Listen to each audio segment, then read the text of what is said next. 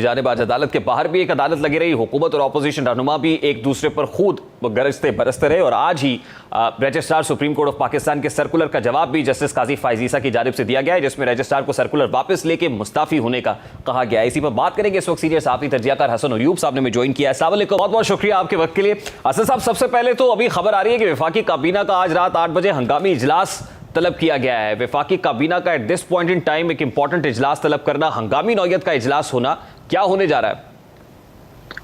बिल्कुल, ये खबर मुझे अभी आपसे मिली है। हम कंप्लीटली ब्लैंक कि अभी ये क्या करने जा रहे हैं, लेकिन डेफिनेटली पार्लियामेंट जो है वो इस वक्त चल रहा है और आज वज़ीर-ए-आज़म पाकिस्तान ने, लॉ मिनिस्टर ने बड़ी धुआंधार जो है वो तकरीर भी की है। अपना जो हुकूमत का मौक़िफ़ है जो वो उन्होंने पेश किया। लगता यही है कि इसी कॉन्टेक्स्ट में इजलास होगा, क्योंकि एक मोमेंट पे तो ये दिखाई दिया कि वज़ीर आज़म शहबाज शरीफ डायरेक्टली चीफ जस्टिस को पैगाम दे रहे हैं और वहां से चीफ जस्टिस जब प्रोसीडिंग्स कर रहे हैं, तो क्या हुकूमत ने भांप लिया है कि फैसला क्या आने वाला है? हुकूमत ने नहीं, अगर आप सोशल मीडिया उठा कर देखें तो ये आधे पाकिस्तान ने, बल्कि पूरे पाकिस्तान में ये बात जो है, इस बात की उनको तवक्को है कि फैसला क्या आना है। मैं भी अभी आपको बता सकता हूं कि फैसला तो वो यही कहेंगे कि जल्द अज जल्द इंतखाबात कराएं, लेकिन इंतखाबात कराने के हवाले से जो तारीख इलेक्शन कमीशन पाकिस्तान ने दी है वो जो तारीख है वो काबिल कबूल नहीं होगी अदालत को। और यही देखने को हमें आज भी मिला कि जो बुनियादी सवालात और नुकात उठाए अटॉर्नी जनरल फॉर पाकिस्तान ने या इलेक्शन कमीशन के वकील ने, अदालत ने उनकी बात को वो वजन नहीं दिया, क्योंकि जो अटॉर्नी जनरल थे उन्होंने तो बुनियादी तौर के ऊपर उन्होंने कहा कि सुप्रीम कोर्ट ने फैसला करना है कि ऑर्डर ऑफ द कोर्ट जब अवेलेबल नहीं है तो ये 4-3 का फैसला है, और 4-3 का फैसला अगर हो तो उसमें जो माइनॉरिटी जजमेंट है उसको आप इंप्लीमेंट नहीं कर सकते, क्योंकि अगर इलेक्शन कमीशन ने यानी 3-2 की गलतफहमी से कोई अगर मामला इनिशिएट कर दिया है तो उसके बाद उसके कॉन्सिक्वेंस में ऊपर जो भी उस पर एक्शन हुए हैं वो तमाम के तमाम नल एंड वाइड करार दिए जाएंगे। हसन भाई, कता कलामी के लिए माजरत, अभी at this point in time दो चीजें बड़ी इंपॉर्टेंट है। एक तो ये है कि चीफ जस्टिस ऑफ पाकिस्तान मुमकिन तौर पर अगर हुकूमत इस फैसले को, जैसे कि ऐलान हो चुका कि मानेंगे नहीं, इस 3 रुकनी बेंच का जो भी फैसला होगा उसको नहीं मानेंगे, तो क्या चीफ जस्टिस तौहीन अदालत की कार्रवाई कर सकते हैं हुकूमत के खिलाफ या इन पर्टिकुलर वजीर आजम के खिलाफ? या फिर ये जो कैबिनेट का हंगामी इजलास बुलाया गया है, इसमें जैसे राना सनाउल्लाह ने कहा कि 3 जजेस के खिलाफ रेफरेंस भी जेर गौर है, वो रेफरेंस पहले इनिशिएट हो सकता है? यानी सवाल मेरा कुछ यूं है कि पहले कार्रवाई कौन करेगा? देखिए, मैं तो रेफरेंस के हक में नहीं हूँ। मैं तो नहीं चाहता कि चीफ जस्टिस के खिलाफ या जस्टिस जाजुल एहसन या जस्टिस मुनीब अख्तर, इन तीनों जजेस के खिलाफ रेफरेंस आए। गो के बजाय मेरी अपनी जो राय है उसमें जुडिशियल मिसकंडक्ट जो है वो ज़ाहिरी तौर पर नजर आ रहा है, क्योंकि जो सर्कुलर जारी किया गया था एडमिनिस्ट्रेशन साइड के ऊपर रजिस्ट्रार सुप्रीम कोर्ट की जानिब से, वो जुडिशियल ऑर्डर जो कि इन फील्ड है उसको नल एंड वाइड करार नहीं दे सकता। वो बाइंडिंग है, वो बाइंडिंग जो है वो सुप्रीम कोर्ट के तमाम जजेस के ऊपर है। और आर्टिकल 184(3) के तहत ये जो कॉन्स्टिट्यूशनल पिटीशंस फाइल किए हैं तहरीक इंसाफ ने, जिनकी समाअत हो रही है अभी सुप्रीम कोर्ट में, ये भी बराह रास्त सुप्रीम कोर्ट पाकिस्तान में आई है। ये किसी हाई कोर्ट से किसी ऑर्डर रिजेक्ट होकर उसके ऑर्डर को चैलेंज नहीं किया गया। तो ये कॉन्स्टिट्यूशनल पिटीशन है और ये पिटीशन आई भी सुप्रीम कोर्ट के जो 1 मार्च का फैसला है उस पर अमल दरामद के हवाले से है। अब जो फैसले पर अमल दरामद है, वो अमल दरामद जो है वो इलेक्शन कमीशन पाकिस्तान ने करना है, तो कॉन्स्टिट्यूशनल बॉडी है, उसके खिलाफ तौहीन अदालत की कार्रवाई किस तरह कर सकती है सुप्रीम कोर्ट ऑफ पाकिस्तान? एक बात। दूसरी बात ये है कि जब order of the court available नहीं है, यानी ऑर्डर ये है, ये तमाम जजेस जो साइन करते हैं, फिर एक ऑर्डर ऑफ द कोर्ट निकलता है। तमाम जजेस ने अपने डिसीजंस जो है वो दे दिए हैं, यानी 7 जजेस के डिसीजन इस वक्त हमारे सामने मौजूद हैं और 2 ने जो है वो बेसिकली रिक्यूज कर दिया था, तो उनका ऑर्डर मौजूद नहीं है। और लेकिन आज चीफ जस्टिस ने एक टेक्निकल नुक्ता उठाया। उन्होंने कहा कि ऑर्डर ऑफ द कोर्ट में कहाँ लिखा है, कौन से ऑर्डर में कौन सा जज जो है, कहीं से अगर पढ़ा दें कि जस्टिस जाजुल एहसन और जस्टिस मजार अली अकबर नकवी ने रिक्यूज किया है।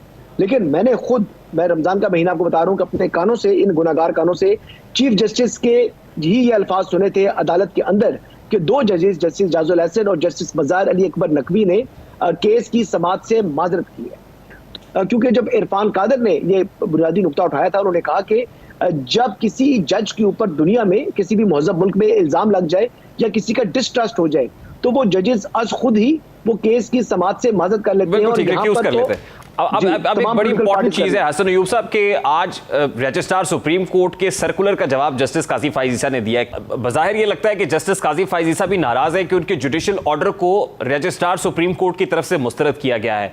अब एक तरफ एक रिजेंटमेंट है जो with in the supreme court है, विद इन दी बेंच है, दूसरी तरफ हुकूमत की रिजेंटमेंट है। आपको क्या लग रहा है कि हुकूमत को पहले फैसला कर लेगी या फिर जो नाराज जजेस हैं उनकी तरफ से यानी with in the supreme court कोई ना कोई इंपॉर्टेंट डिसीजन अगले 24 घंटों में हो जाएगा? देखिए, सुप्रीम कोर्ट के अंदर हालात बहुत कशीदा हो चुके हैं और ये बड़ी तशवीशनाक बात है। गो कि उन्होंने काविश की अब हालात को सुधारने की, लेकिन अब वो हालात जो है वो बाज़ाहिर उनके कंट्रोल में नहीं रहे। और बुनियादी तौर के ऊपर देखें, मामला जो है ये का चल रहा है। अगर वो बिठा लेते फुल कोर्ट में या जस्टिस काजी फाइजीसा को या जस्टिस सरदार तारिक मसूद को अपने साथ बिठा लेते तो क्या हो जाना था। अगर वो सपोजिटली इलेक्शन की तारीख अगर वो तब्दील कर देते, सपोजिटली वो कह देते कि 8 अक्टूबर को इलेक्शन हो, तो इससे क्या होना था? इलेक्शन तो हो जाने थे ना। ये गैर यकीनी सूरत हाल तो खत्म हो जानी थी। तो इसको वन मैन शो उनके ब्रदर जजेस कह रहे हैं, जो कि किसी हद तक हक बजाने में, और यही बात फेडरल कैबिनेट कह रही है, यही बात आपकी पाकिस्तान की पार्लियामेंट कह रही है, और यही बात वकला की सबसे बड़ी नुमाइंदा तंजीम पाकिस्तान बार कौंसिल भी कर रही है। बिल्कुल ठीक है। अब देखना ये कि पहले कार्रवाई कौन इनिशिएट करता। निहाल हाशमी साहब ने भी ज्वाइन किया है। अस्सलाम वालेकुम निहाल साहब, बहुत बहुत शुक्रिया आपके वक्त के लिए। निहाल साहब, वफाकी काबीना का हंगामी इजलास आज रात 8 बजे तलब कर लिया गया है, क्या फैसला करने जा रही है हुकूमत? बिस्मिल्लाहिर्रहमानिर्रहीम। ये तो मेरे इल्म में नहीं है, आप लोग ज़्यादा बाखबर होते हैं, आपको पता होगा कि क्या फ़ैसला करने जा रही है। मगर यकीनन जो भी फ़ैसला होगा वो मुल्क और कौम के लिए बेहतरी के लिए होगा, जमहूर के बेहतरी के लिए होगा, आइन और कानून की हुक्मरानी के लिए होगा। तो उम्मीद रखता हूँ कि बेहतर फैसले होंगे इंशाअल्लाह। 3 रुकनी बेंच ने समाअत मुकम्मल करके फैसला महफूज कर लिया है। क्या हुकूमत ने भांप लिया है कि कल क्या फैसला सुनाया जाएगा और उसी तनाजुर में वफाकी काबीना का इजलास तलब किया गया होगा?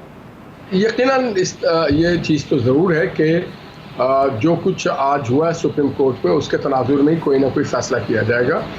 और मैं समझता हूँ कि ये जो 3 रुकनी बेंच थी ये एक गैर कानूनी बेंच बनाया था, क्योंकि फाजिल जज जनाब जो क्यों सीनियर तरीन जज हैं काजी फाइज़ साहब ने एक ऑर्डर ऑलरेडी पास कर दिया है कि 184(3) के हवाले से कोई बेंच अपने कारकर्दगी और अपनी कार्रवाई नहीं कर सकती, उस सबको रोक दिया गया तावक्त के कोई नए रूल्स तरतीब और मुरतब ना कर दिया जाए।